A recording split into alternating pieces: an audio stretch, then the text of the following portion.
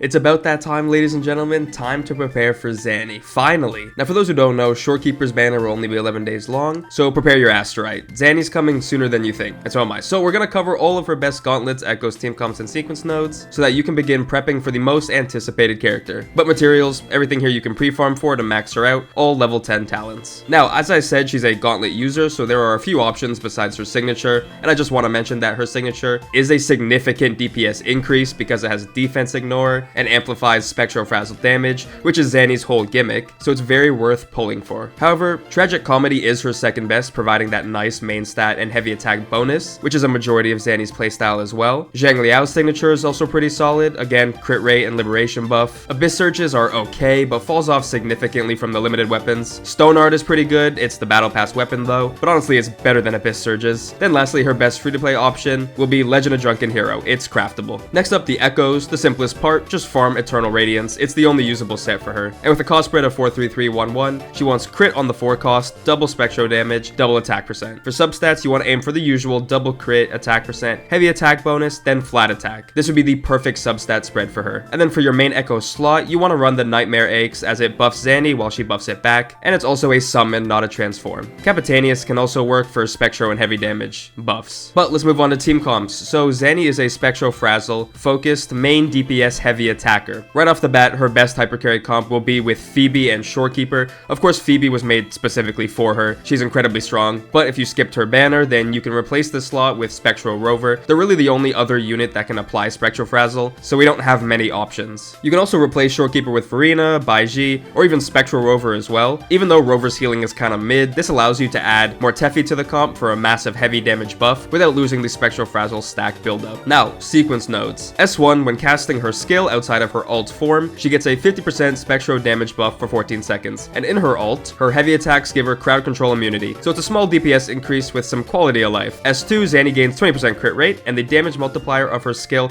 outside her ult increases by 80%. So this is a weird one because 20% crit rate is pretty good, but the second buff is pretty terrible. You're not going to be using this attack that much, as you want to be in her ult state as much as possible. S3 is her first major DPS increase. When she ults, every 1 blaze consumed, which is her forte, increases her buffed liberation damage multiplier by 8% for a max of 1200%. So at the end of her liberation state, the nuke that she sends will be insane. Realistically though, I'm not sure if you can consistently get to that 1200%, but even still, that attack will hit for crazy numbers. S4 is a team-wide 20% attack buff for 30 seconds. I mean, it's kind of nice, but not worth an entire node. She does gain that 20% attack buff for herself as well. S5, the damage multiplier of her normal liberation increases by 120%, which is a pretty solid DPS increase for her overall rotation, but nothing like S3. Then S6, when she ults, 3 things happen. The damage multiplier of Resonance skill on fire increases by 40%, which is her strongest attacks. Next, if she has less than 70 blaze, she immediately gains 70. And lastly, she's invincible for 8 seconds. So it's just a bunch of really nice quality of life upgrades with a decent DPS increase. Honestly, if you're pulling for nodes, stopping at S3 would be perfect for maxing out her damage potential. But that's everything for Zani. Of course, I'm pulling her and her signature, hopefully. Kinda the entire reason I even got Phoebe. I mean, did anyone pull Phoebe besides a support for Zani? I mean, like, if I lose my 50-50, oh man.